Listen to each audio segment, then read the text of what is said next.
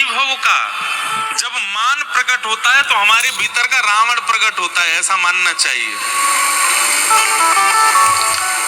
हमको ठाकुर जी में दोष दिखने लग जाए, ठाकुर जी की कथा में दोष दिखने लग जाए, ठाकुर जी के वैष्णवों में दोष दिखने लग जाए तो हमारे चित्त का कंस प्रकट हो रहा है।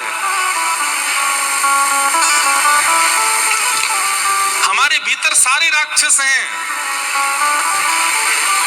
उनके दोष, जिस दोष में हम ज्यादा प्रवृत्त होते चले जाते हैं, उसी दोष का प्रधान राक्षस हमारे चित्त में प्रकट हो जाता है। पूतना का दोष क्या है? कोई व्यक्ति है तो महालोभी, है तो महाकामी, है तो महाक्रोधी, है तो महाईर्ष्यालु, लेकिन एक आवरण पहन करके चलता है, मुखौटा पहन के चलता है तो महाकामी, लेकिन ऐसा दिखाएगा कि महाराज परम तपस्वी है। ये तो है तो महाक्रोधी, लेकिन जब समाज में आता है, लोगों के बीच में आता है तो ऐसा प्रदर्शन करेगा कि महाराज इससे ज्यादा दीन कोई नहीं है। है तो महाभोगी, लेकिन दिखाएगा ऐसा कि इससे बड़ा त्यागी कोई नहीं है। इसको एक सीधी भाषा में क्या कहते हैं? आडंबर, पाखंड। क्या कहते हैं? पाखंड। अगर ये दोष आपके भीतर भी है, देखो एक बात हमारी सुनिएगा, हर व्यक्ति जानता है कि उसके अंदर कौन सा दोष सबसे ज्यादा है, सबको पता है। बात ऐसी है, हम स्वयं से स्वयं के दोषों को ही छुपाते हैं। मान लीजिए मुझ में क्रोध बहुत है, छोटी छोटी बातों पर मुझे प्रचंड क्रोध आता। एक होता है थोड़ा बहुत क्रोध, वो तो अच्छा है, थोड़ा बहुत तो आना चाहिए, लेकिन महाराज इतनी सी गलती पर आप उठा करके चीजें फेंक देते हो और महाराज सामने वाले व्यक्ति से जो है लड़ाई कर लेते हो, उसको गालियां देने लग जाते हो। ये प्रचंड क्रोध है, ये नरकगामी होता है।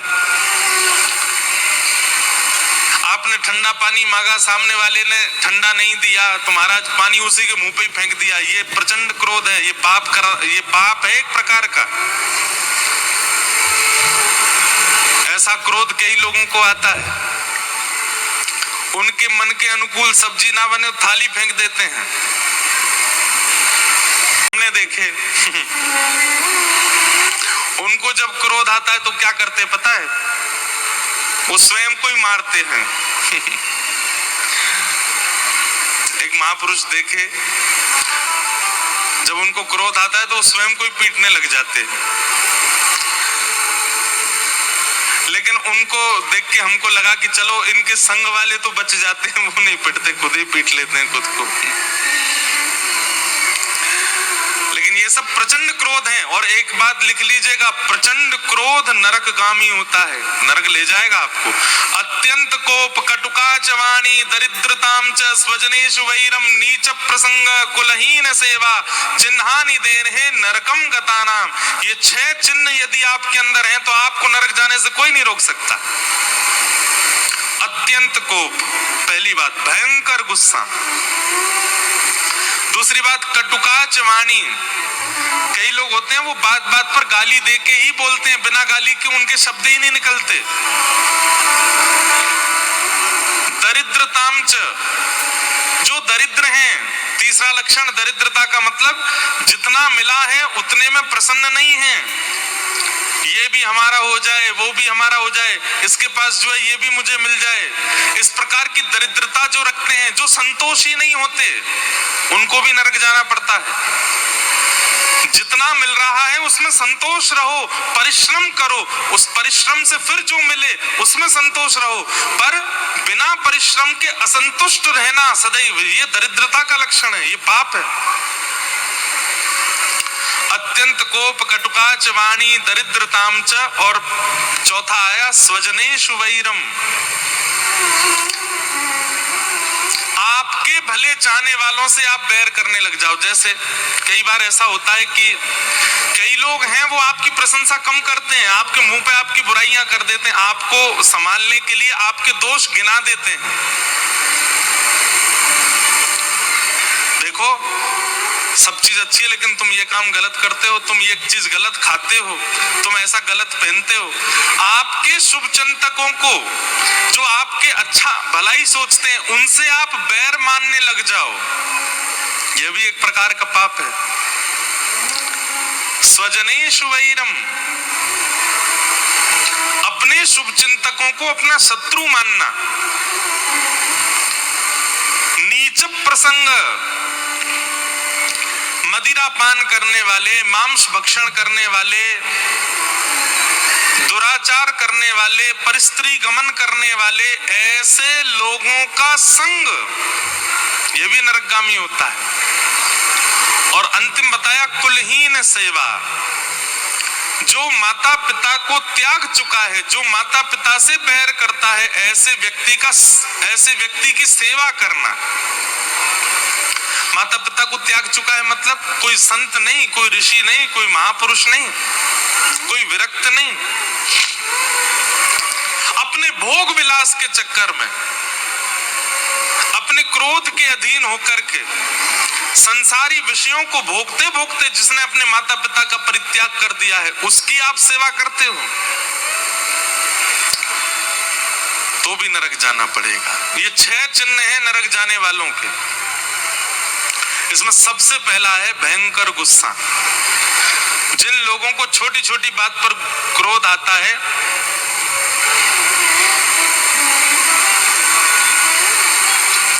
अपने फोन के वॉलपेपर पे एक बड़ा सा लिख करके रखो, क्रोध आया तो नरक जाओगे, जब जब देखोगे तो आपका क्रोध कम होगा। भाई नरक जानो पड़ेगा, मत करो, धीमे करो। कल को दाल मन के मुताबिक नहीं बनी, जैसी खाई नहीं बनी, ठीक है, थोड़ा बहुत उसको कह दिया, ठीक है, लेकिन महाराज क्रोध में आके कुछ उठ पटांग ये सब नहीं करना है। पर दिखाते हैं कुछ, है तो बहुत कुछ, पर दिखाते हैं कुछ कुछ। ये पूतना का स्वरूप है। ठाकुर जी के सामने कभी पूतना बन करके मत जाइएगा। पूतना का स्वरूप है राक्षस का, लेकिन वो बन करके जाती है लक्ष्मी ठाकुर जी के आगे, इसलिए ठाकुर जी उसको देखते नहीं है, ठाकुर जी उसके ऊपर दृष्टि डालते नहीं है। पूतना मत बनिएगा। आप अगर नाम जप नहीं करते तो स्वीकार करो नहीं करते। आप क्रोधी हो तो स्वीकार करो आप क्रोधी हो। आपके चित्त में ईर्ष्या है, ठाकुर जी के आगे स्वीकार करो, उससे मुझको ईर्ष्या होती है, नाथ कृपा करो मेरी ईर्ष्या घटाओ। और एक बात हम आपसे एक सूत्र बताएं। कई लोग कहते हैं क्रोध कैसे कम हो, ईर्ष्या कैसे कम हो, मेरे मन में बहुत पाप आ जाता है महाराज जी, क्या करें, हम कैसे करें? हमारी बात बहुत ध्यान से सुनिएगा। सिर दर्द की दवाई रोज नहीं खाई जाती। कब खाई जाती है? जब सर दर्द हो तभी खाई जाती है। नाम जप रोज किया जाता है क्योंकि वो रसायन है। एक होती है औषधि और एक होता है रसायन। औषधि और रसायन में अंतर ये होता है कि औषधि तब ली जाती है जब बीमारी हो, रसायन बीमारी ना हो तो भी ली जाती है। नाम जप रसायन है, पर रसायन का एक स्वभाव होता है, उसको रोज तो लेना ही है, पर अगर कोई विशिष्ट बीमारी आ जाए तो विशेष रूप से लेना है। हमारी बात बहुत ध्यान से सुनिएगा। आप नित्य नाम जप करते हैं, आपका नित्य का नियम है नाम जप का, रोज करो, पर लेकिन जैसे ही आपका दोष जब उफान भर रहा होता है, आपका दोष जब प्रकट हो रहा होता है, उसी समय हाथ धो करके आसन बिठा करके और तुरंत नाम जप में बैठ जाओ। मतलब बीमारी होती ही औषधि ले लो। क्या होगा? धीमे धीमे, एक साथ नहीं, धीमे धीमे, 1 बार 2 बार 3 बार 4 बार में ऐसा हो जाएगा कि आपका वह दोष अपने आप कम होने लग जाएगा।